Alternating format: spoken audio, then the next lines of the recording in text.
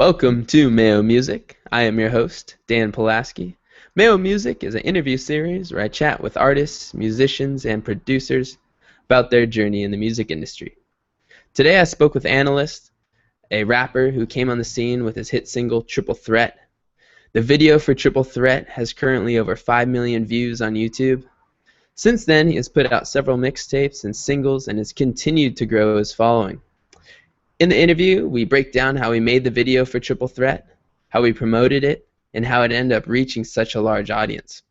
We also talked about how he stays inspired by other artists and their music, and other things he has done throughout his career to really fuel his success. Let's do it. Alright, so I tried to go back and find the first track you ever released or uploaded. Yeah.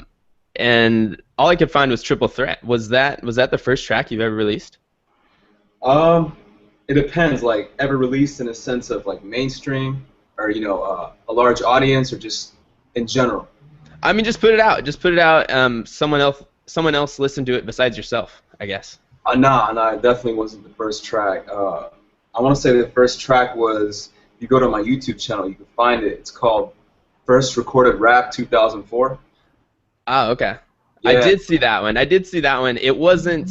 I just went by date of upload because you uploaded that one well after some of the other stuff. Yeah. So where was that originally published or? That was I mean, I put it on. We put it out way back in the day on MySpace. I want to say, or was it Zanga? I don't know if you remember Zanga. Zanga. Sounds familiar. I don't think I ever used it though. Good decade ago, man. Yeah, it was a little blog site. But me and an old friend of mine named MDP, DJ MDP, we recorded in his bedroom. It was like the first, it was right when I came up with my name Anilyst on the spot, because I recorded it, and then we did the intro and outro after we recorded the verse. So I was like debating between calling myself Grammar or Analyst, So it was like a last minute thing. I'm like, man, because I felt like if I rock with it and I put it out, that's the name I'm gonna rock with forever. So I was just debating, and I was like, let's just go with Analyst. So recorded it, we put it out on MySpace. He already kind of had a following from his whole DJ thing. He was doing gigs and all that. So there was an automatic response and an audience. So people were loving it, and they're just like, yeah, this kid's crazy. I was probably maybe 15 at the time. So that was probably the first track I ever put out, man, and got like the response from. So that would have been a few years after, because I know in previous chats you talked about the battle rapping in high school and stuff. And you started actually making music. So that was kind of that first step into making music. Making music, exactly. Okay. Right before that, I was just very battle heavy, like freestyle heavy. So I didn't really know how to write actual bars, and like as you can see, it was just a verse. It wasn't like a chorus or nothing. So I didn't know how to really write music at the time. I knew how to spit, like I was just kind of known for the wordplay and the bars. So yeah, that was right. That was at the time where I was stopping the whole battle thing and I was going into the making music thing. Okay. And so what did you? So you said that he already had an audience and people were digging it, so you're able to push it out to them. So then, kind of, what'd you do from there? Because that was, what year would that have been? Was that? I was 04. 04. Okay. So then, what did you do between 04 and 2011? Were you putting out a lot of stuff? Were you, I wasn't putting out a lot of material. No, I kind of took a different approach than what people would do. I studied the game. I was kind of like a dude. The way I envisioned it, and a lot of people who knew me would see it, was like I was this dude in the basement who would just be like researching, different artists, like studying the game, studying like artists, Eminem, Tupac, like the big cats, and seeing how they wrote their lyrics, how they made music, their attitude, how they came off in interviews, literally studying it to a T. And that's what I was doing for all those years, because I didn't want to put myself out there and put music out there for the world to hear if it wasn't 100%. You know what I mean? So I was waiting until I was 100% good, in my opinion. Felt like I was just really there and ready for the whole world to hear me, because I didn't want to really. I had a thing where I didn't really want to be criticized back in the day, man.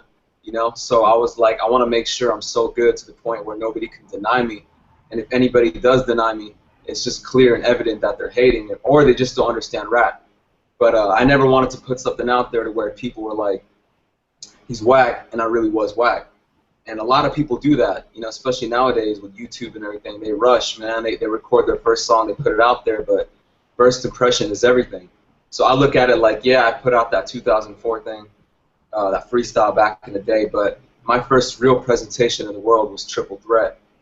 And I think that was, you know, one hell of a fucking first impression, man. Absolutely. Yeah. So during that time, so you said you were studying, you know, the Eminems, the Tupacs and stuff. Were you testing the waters a little bit with yourself? Were you writing? Were you, Oh, know, yeah. recording anything that you just kind of were keeping in-house, or? Yeah, I was writing a lot. I was writing every day, man. And I really mean like 7 days a week. Like I was writing every day. Uh, I was recording. I didn't really have any setup back then, like a nice legit setup. I couldn't afford studio time, so I had like a cheap little microphone. One of those computer PC microphones, man, you know?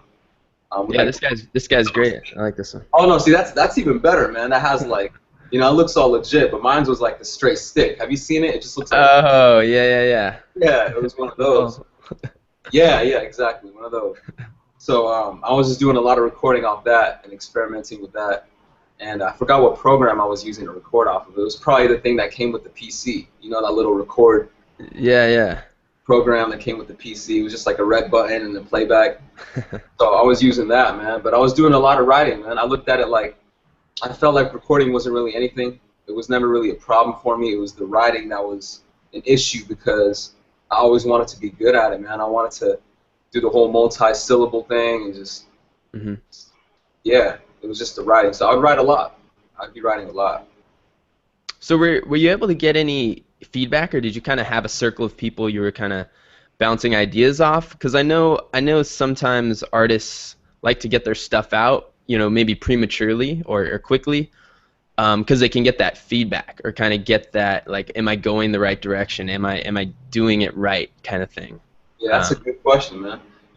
It's weird because I want to say for like a solid 5 years, no feedback because I wasn't really showing people my stuff, man. I was a really shy kid. So I didn't even know if I was whack or if I was good. In my head, I was like, I would have moments where I would be like, whoa, I think I'm great. I think I'm one of the best, but nobody knows who I am. And then I would have those doubtful moments where I would be like, nah, I'm whack, you know. So I didn't know. It was like a mystery. I was just studying the game, writing, hoping I was good. mhm. And I'll never forget when I first put out Triple Threat and I got all those crazy responses, like great, amazing, you know, just really, really like positive responses, and it kind of shocked me. I was like, whoa, so I guess I really was pretty good then, you know? So it's a weird story, man. It's not the Yeah. average like rap story. It's definitely different, Yeah. you know? Cool. Well, maybe this is a good time to go ahead and start talking about Triple Threat. For So, sure. so walk me through this. So correct me if I'm wrong with any of this. So you put out Triple Threat, the audio on YouTube, correct? Just it with the audio Correct. originally, and then you got, I'm assuming, a pretty awesome reaction from that. Hmm. Yeah. Okay. So then, and then had you already decided you were gonna put a video out for it, or did that reaction say, oh, I gotta do a video, do it big? Yeah, initially, like right when we finished the track, we mixed it and all that. I wanted to shoot a video for it, so we actually shot the video before I released the audio. I want to say maybe a week Oh, before, and we had oh, intention okay. of putting the video out 2 weeks after we shot it. But the thing is, it took a good 3 months, man, just for them to edit this video. So it took a lot longer than expected. And reason being is you see the final, you know, the final product. It's a great video, and there's so much Mhm. footage. I mean, we shot like what was it? We shot 3 days in a row, and it was from 8 to 8 every day. So it was three 12-hour days. So that's what I'm bad at math, like 36 hours. Yeah. Wow. Yeah, it was 36 hours of just footage, probably more. Um, so it took them 3 months, man, just to put it out. So I was like really eager to put out the video. We dropped the audio. Responses were crazy good. People loved it, and yeah, it was just that the anticipation, you know, from then to like when the video came out, it was just crazy. We were just waiting to put it out because I knew once I dropped it, I knew it was about to take off, you know. Uh-huh. So how did you make the video? How did you, you know? get the director, photographer, model? Um, And Believe it or how'd you not, fund it? Did you just fund it yourself? I didn't fund it. No, I actually didn't pay a penny for Triple Threat, and I always tell people that because at Oh first wow. when I got there, like, how did how'd you get all the money to do this? There's no way I could have funded that. Yeah. The way it worked was I met a dude named Austin Alberg who directed the video. I met him through random. I met him through Craigslist because I was looking for a guy to do the lighting for me for another video I had named Stay the Best. Uh-huh. And I started talking to him. He's like, yeah, I rent lights, lighting for music videos and all that for really cheap or whatever. And, I also direct music videos. And what happened was the guy who was supposed to direct my Stay the Best video, I ended up like getting rid of him. I got Austin on board, so Austin directed that video for me because he's like, I'll do it for free. He liked my skills. He's a hip hop fan, so he was like, here's this young cat, goes by Anilyst. I like his stuff. He's not known yet. I got all these connections because he worked for a movie company. I'm giving out too much info, but he worked for a movie company named Moviola, and he Uh-huh. managed Moviola. Moviola rents out major equipment to huge movies, man, movies, music videos, all that. So he was the manager at the time.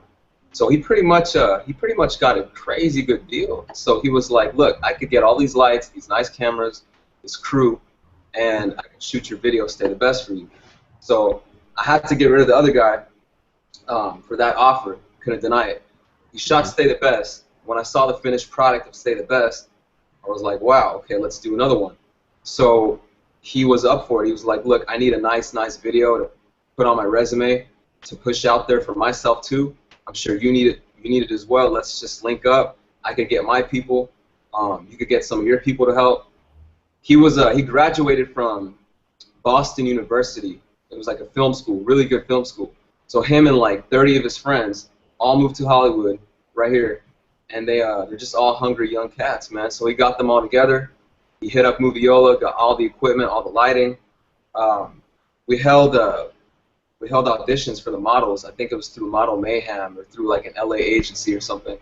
And it was crazy awkward because when the girls were auditioning, it was in I think it was in Austin or Austin's friend's garage. It wasn't even like no professional thing. So we have like 35, 40 drop-dead gorgeous models coming into this garage half naked and just kind of staring at these dudes like, this is awkward. Like, what am I supposed to do? So is And this for a real video? yeah, it's just like, what's going on? Are you guys like trying to like rape me or some shit? What is that?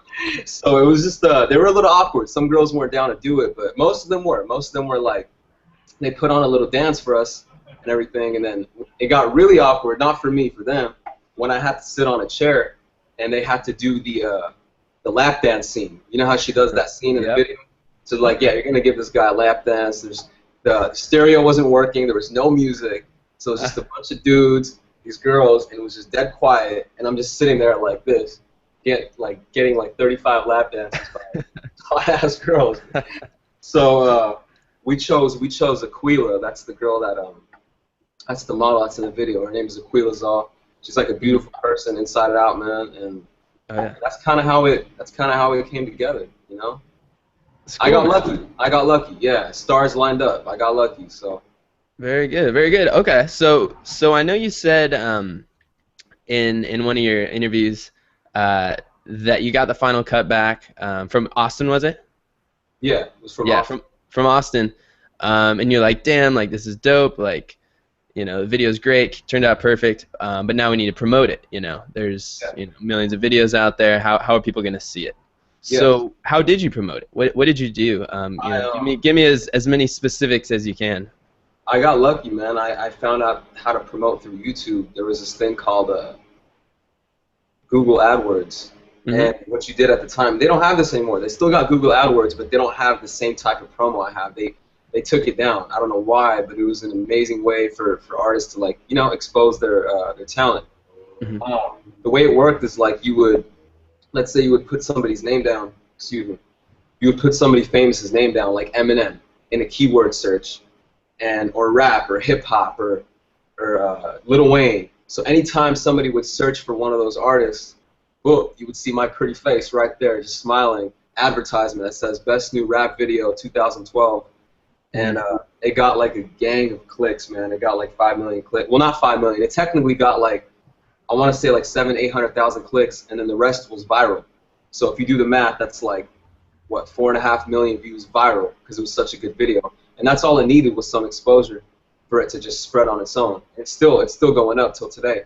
So I used Google AdWords, promoted it really well, and I looked at it like I was knocking on so many people's doors, man, like major labels, independent labels, and a lot of these dudes, they don't, I mean, they get bombarded with so many, the game is oversaturated with whack artists. So when it comes to good artists like myself at the time, there's a lot of good artists nowadays who don't get opportunities to be seen, man, because it's so oversaturated with whack artists. It's like, how are you going to get through to these major labels when there's so many whack people in between cluttering your way to the top? So I looked at it like, if they're not going to let me in, nobody's going to let me in. I'm gonna fucking break a window and I'm going to go in regardless. You know, if you're not going to let me in, I work too hard not to find any type of avenue for myself, you know, just to be out there, just to make a better life for myself, just to, you know, show my talent, feed my family, whatever it is, you know. So I found that way through one of my cousins, my cousin Amir. He put me on board with that. He was like, yo, there's this thing called Google AdWords, research it. I spent like a few weeks researching it like a straight nerd, just, you know, figuring out how I'm going to like promote myself, how the video is going to pop up in the search engines, and I did it all on my own, man. I promoted myself, you know, spread it out, it got viral, and life has never been the same. Wow, so that's cool. So it was all Google AdWords, pretty much. Yeah, for the most part, yeah. Oh. Yeah, the initial kickstart was Google AdWords, yeah. Huh. That's cool. I noticed that it was on, you have it uploaded on 2 different channels. You have it uploaded on one, Anilyst TV, and then you had it up on, is it Liquid Beats, I think? Liquid Beats, yeah, but that was uploaded like 7 months later. Like the original one came out, and then that was later. What was there any like? What was going on there? Was there any strategy there, or like what happened? A lot of people ask me that too. There's no strategy, man. We just wanted to have 2 different channels. We put it up. It could have got promoted through the other one, through Anilyst TV or through Liquid Beats, but we were just like, let's have 2 different channels. You know, 2 different avenues. Like on the Liquid Beats, we got like 11,000 subscribers now, and on my other channel, we got like over 20,000. So it was just kind of, you know, just having 2 channels rather than one, you know, that's all it really was. Because it was the second one that got the over 5 million views. It was the second one. That's the one that we used for Google AdWords. We didn't use Google AdWords for the first one. Gotcha. Yeah. Okay. Yeah, man. Let's see. So now, when you said you kind of knew when you got the video back, you knew that Triple Threat had a really good chance of blowing up. You knew it was great video, great song. I mean, was there things that you put in place to kind of capitalize on its success? I mean, for example, you know, was it already up on iTunes, ready to buy, like link in the description? I mean, were there things you did a little after it started gaining traction to really capitalize on it or anything?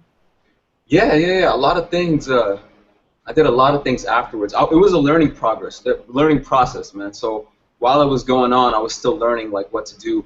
I probably didn't even have it up on iTunes till the video came out. I don't even think it was on iTunes when the audio came out, because like I said, like at the time too, I was really like a one-man team. I had nobody, so there was only so many things you can do, man, as one guy, so many little ideas you can think of. You got one brain, there's only 24 hours in a day, you know. But as it was going, it was picking up momentum, I figured out new ways of how to distribute it, how to capitalize off it, and yeah, man, it's definitely until today I'm still learning new things, you know. Okay. So so the iTunes came, you know, then did you have a merch store and stuff at the time, or? I want to say probably not, man. I don't think I had a merch store. No. Okay. Now, I know I had my website up, anilystmusic.com, but I don't think I had a merch store at the time. Okay. Yeah. All right. Let's see. I'm gonna transition over a little bit away from Triple Threat. And talk about something you said in one of your interviews. You said something along the lines of, this is advice for young rappers. You tell them to focus, eliminate distractions, like lock themselves in the studio, and you gotta just really want it. For in the kind of beginning stages of a rapper's career, where should their focus be? I know for you talked about just learning so much, learning from other people, and just practicing and writing a lot, is that pretty much where their focus should be? I mean, because I know there can be a lot of distractions, I think, when artists get started, social media, like videos, performing, like recording, like, there's a lot of things. So where should their focus be, kind of starting at day one? Yeah, I mean, day one, I want to say, I mean, especially nowadays, like I'm not an old dude, but I did come up at a time where the game was so different. I mean, you didn't have all the social media stuff, so for me, it was different. And Jay-Z said it best, man. I was watching a Jay-Z interview recently. He said that they asked him like how to get started and advice for youngins, and he always says the best advice I can give you is follow your own path, whatever feels right, because my recipe of my success, his recipe of his success is different than each individual's. Like everybody has their own way to make it. There's no way to make it. There's no like what's the word I'm looking for? There's no like blueprint of how to make it. Everybody has their own little way and their own little recipe. But the only advice I could give, man, is, and it might not sound like it's a lot, but it really is because it's what got me here. It's to stay inspired, man. Listen to rappers who get you inspired. Because when you're inspired, you write, you persevere, you record. You don't care about the haters. You do, but I mean, inspiration pushes you past, the impossible when you're inspired. Like I remember just listening to like Eminem's freestyles. I would go online or YouTube, go on Google old Eminem freestyles, or when Napster came out. You remember Napster? Oh yeah. Yeah, I would type in like Eminem freestyles or whatever, and it would just blow me away. Or Tupac raps, or Big L, Big Pun, and like the way they would use their words to rhyme and their flow and their cadences, it would blow me away to a point where I literally couldn't sleep sometimes at night because I would just be like in awe, like oh my god, like I would have, it would give me chills, like physically it would actually give me chills, and that's inspiration on a different level, man. So that's what got me to this point. I mean, there's been so much shit I've had to go through in a matter of what I want to say 12 years now, but I would not have been able to get to here if it wasn't for me being inspired, being passionate. So I would just be like, I mean, I get all these kids and all these fans telling me like, yo, you inspire me, and I always tell them that's amazing because that's the biggest like compliment I could ever get from somebody, because I know that being inspired is what got me here, and it's like the recipe to my success. So when somebody tells me I'm inspiring them now, it's just, I don't know, man, it's amazing, So Mm-hmm. the best advice I could give these youngins is just to stay inspired, listen to music that gets you inspired, to artists, to interviews, and just, yeah. Okay. All right. Well, I got a couple more questions here for you. No doubt. What would you say is kind of one of the biggest mistakes or missteps you've made in your career so far? Is there anything that you think you could have done better, that you don't want to see, other artists do? I look at it like I say in my song 111, every step taken has taken me here. Every mistake I've done has gotten me to this point, because what doesn't kill you does make you stronger. You learn from every mistake you learn from.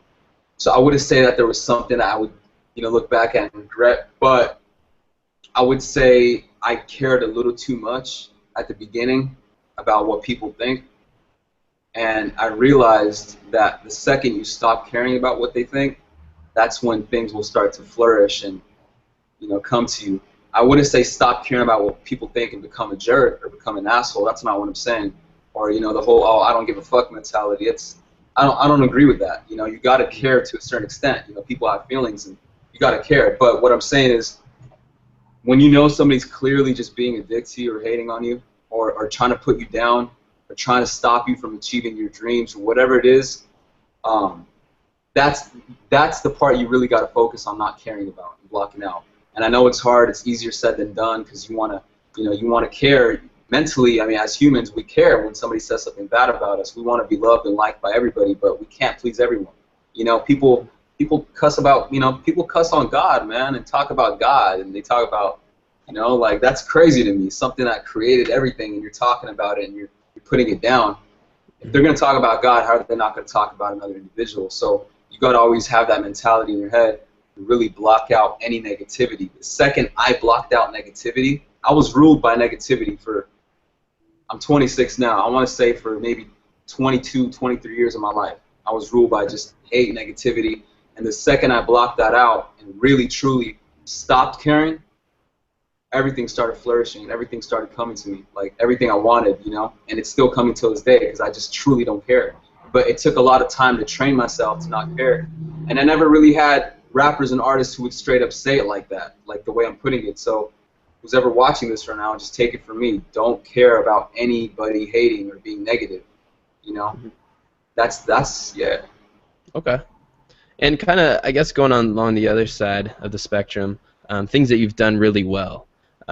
You've kind of touched on it, I feel like, in some of your answers to the other questions. But is there anything that you've just done really well, you think, throughout your career, that other artists can look at and say, hey, you know, I should probably do that too? Just work hard, man. I feel like I outworked a lot of people. I started out rapping with a lot of people at the time who could have been exactly where I'm at, maybe further than where I'm at today. But the fact of the matter is they're still where they were 10, 12 years ago because they stopped or they gave up or they got lazy. But I kept putting that work in, and I consistently put the work in. And I want to say when a lot of people talk about these rappers like 2 Chainz, no disrespect against 2 Chainz, I like 2 Chainz, but a lot of people are like, yo, how is he that big? He's whack.